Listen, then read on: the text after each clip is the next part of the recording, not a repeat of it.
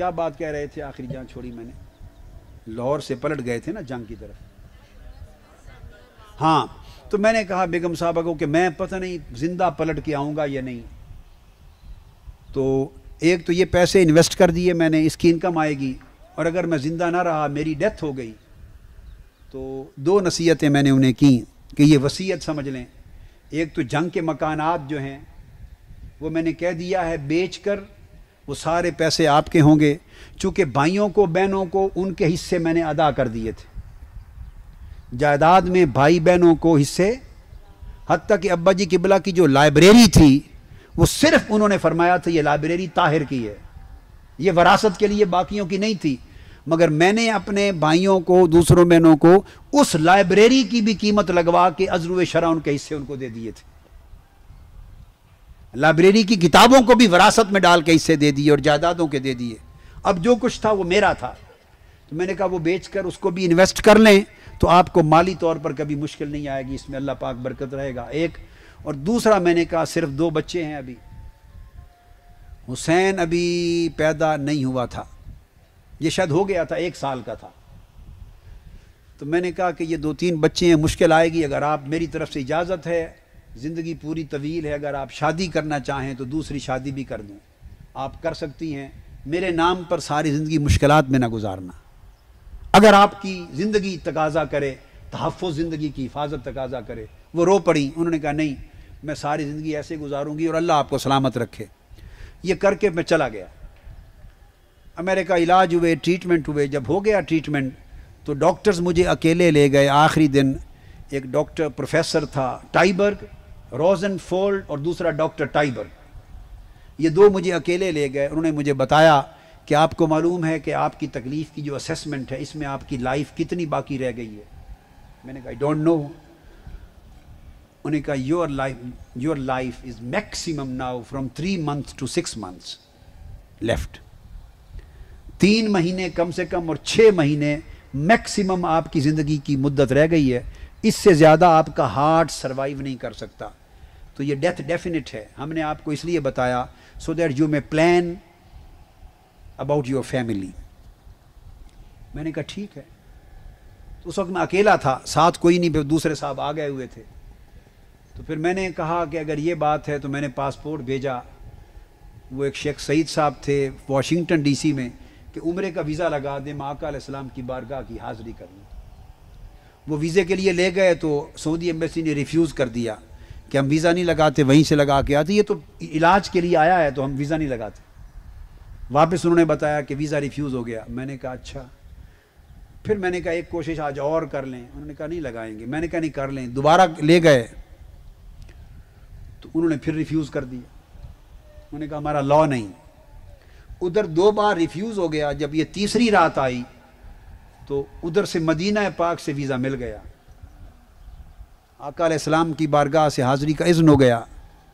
میں نے صبح ٹیلی فون کیا ویزا کا کیا بنا. انہوں نے کہا جی ریفیوز ہو گیا. میں نے کہا آج پھر لے جائے. انہوں نے کہا میں نہیں لے جاتا.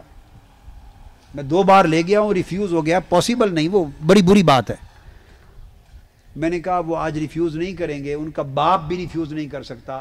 آج وہ سٹیمپ لے کے انتظار میں بیٹھے ہیں. کہنے کا کیسے؟ میں نے کہا آپ چھوڑیے، آپ کے انتظار میں ہیں، جائیے.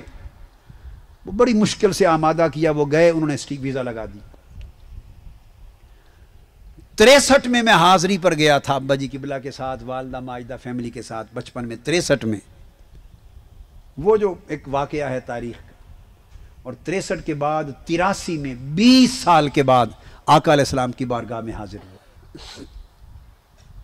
اسی جگہ کھڑا ہوا جہاں وہ مقام، وہ جگہ آقا کا کرم ہوا تھا بچپن میں. اور کھڑے ہو کے جو کچھ میں نے عرض کرنا تھا وہ عرض کیا. جو مناسب حال جو باتیں تھیں وہ عرض کی. اب وہ آپ سے دہرانے والی نہیں ہیں. وہ وہاں کی باتیں تھیں، عرض کر دیں. وہاں سے جب واپس آیا آقا علیہ السلام نے وہ عرض قبول فرما لی. اللہ کی بارگاہ میں قبولیت ہو گئی.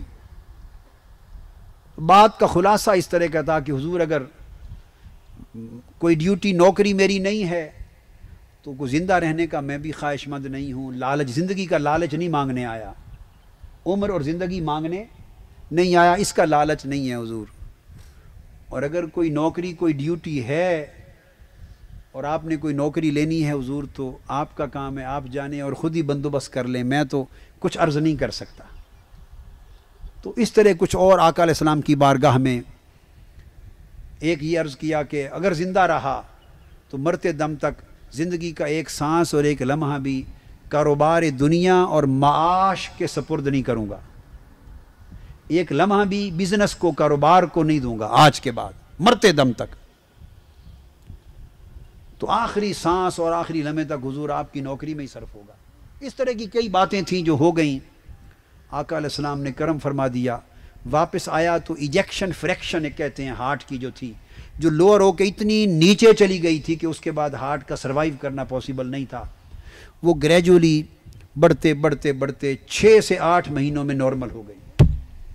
ڈاکٹر ہر ہفتے چیک کرتے تھے، ہر ہفتے چیک کرتے تھے، جب بڑھنے لگی تو پریشان ہو گئے، سر پکڑ لیا کہ یہ کیا ہو رہا ہے۔ میں نے کہا یہ تو معلوم نہیں، انہوں نے کہا یہ کیا ہے، ہماری سمجھ میں نہیں آ رہا۔ اب یہ بات ان سے کرنے والی تو نہیں تھی، خدا کا شکر کہ 6 مہینے میں وہ قریب جا پہنچی۔ اس میں ایک وقت وہ بھی آیا، 17 رمضان کی رات آئی۔ کون سی؟ 17 رمضان المبارک کی رات۔ وہ ڈاکٹروں کا کہنا بھی درست تھا، ڈاکٹروں کا کہنا بھی درست تھا، ابھی 6 مہینے واپسی کے نہیں گزرے تھے، وہی عرصہ تھا 6 مہینے جو کہا تھا کہ اس سے زیادہ آپ زندہ نہیں رہ سکتے، اینڈ ہو جائے گی، یہ جو کہا انہوں نے۔ وہ 6 مہینے پورے نہیں ہوئے تھے، 17 رمضان کی رات تھی، نماز تراویح ہو رہی تھی، میری حالت غیر ہو گئی، سجدے میں گیا، پھر اٹھ نہیں سکا، زمین پہ گر پڑا۔ تو سب نے دیکھا، جو حافظ صاحب تھے، باقی ساتھی تھے، شاید شیخ رفیع صاحب بھی ہوں گے اس نماز میں، ملک فیض الحسن صاحب کے گھر رات جو تراویح میں نماز پڑھ رہے تھے، ہیں آپ نہیں تھے اس زمانے میں؟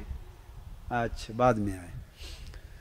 تو یہ پھر اٹھ نہیں سکا، گر پڑا زمین پر، پھر انہوں نے نماز توڑ دی، مجھے اٹھایا، ڈاکٹر کے پاس لے گئے، انہوں نے کہا کہ جو ہارٹ کی جو ساری ہے وہ بند ہو چکی ہے، اور بلڈ پریشر اتنا نیچے جا چکا ہے کہ ہارٹ پک اپ نہیں کر سکتا اب دوبارہ۔ تو ہم سمجھ گئے، میں سمجھ گیا جب ہوش آیا کہ وہ جو ڈاکٹروں نے کہا تھا کہ یہ ہارٹ 3 مہینے اور 6 مہینے کے عرصے سے زیادہ زندہ نہیں رہ سکتا، وہ ڈاکٹروں کی بات پوری ہو گئی، ڈاکٹروں کی بات پوری ہو گئی۔